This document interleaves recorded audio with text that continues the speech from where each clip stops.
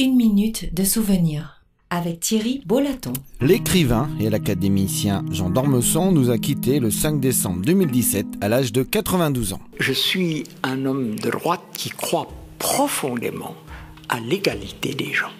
Je crois à l'égalité. J'en viens quelquefois, naturellement, il y a des gens qui sont plus grands, plus petits que d'autres. Il y en a qui courent plus vite que d'autres. Il y en a qui apprennent plus facilement le chinois que d'autres. Mais j'en viens à me demander s'il y a des gens plus intelligents que d'autres. J'en suis pas sûr. Je crois qu'il y a des gens qui ont de la chance. J'ai eu beaucoup de chance. Jean d'Ormesson est né le 16 juin 1925 d'un père diplomate et d'une châtelaine. Il a grandi en France, en Roumanie et au Brésil. Pour échapper à Sciences Po, Jean d'Ormesson entre en lettres sup Hippocane, intègre l'école normale supérieure de la rue du LM et à l'université américaine de Bryn Mawr, près de Philadelphie, avant de tomber gravement malade. Qu'est-ce que nous savons? Il n'y a qu'une chose que nous savons. C'est très curieux. Nous pouvons croire que Spinoza a raison ou que Hegel a raison. Nous pouvons croire que Einstein a découvert le secret de l'univers. Mais Einstein n'a pas plus découvert le secret de l'univers que Ptolémée ou que Newton. Un jour ou l'autre, on découvrira que la théorie d'Einstein n'a plus cours, qu'elle est dépassée. Donc nous ne savons rien, il n'y a qu'une seule chose que nous savons, une seule. Qu'est-ce que nous savons? Et nous ne le savons pas par la science. Nous le savons simplement parce que tout le monde est passé par là, nous mourrons. Il rentre en 1950 à l'UNESCO. Il réalise avec Roger Caillois la revue de sciences humaines Diogène, dont le premier numéro est sorti en 1953, et dirigera le Figaro entre 74 et 77.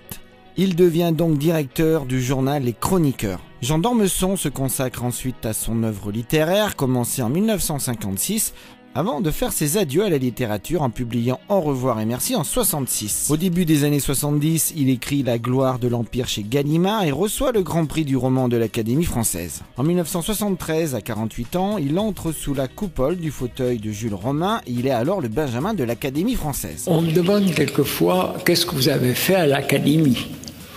Et la réponse est assez claire, c'est presque rien. Jean d'Ormesson sera aussi le personnage qui aura réussi à faire entrer la première femme à l'Académie française, Marguerite Yourcenar. J'ai imposé Marguerite Yourcenar.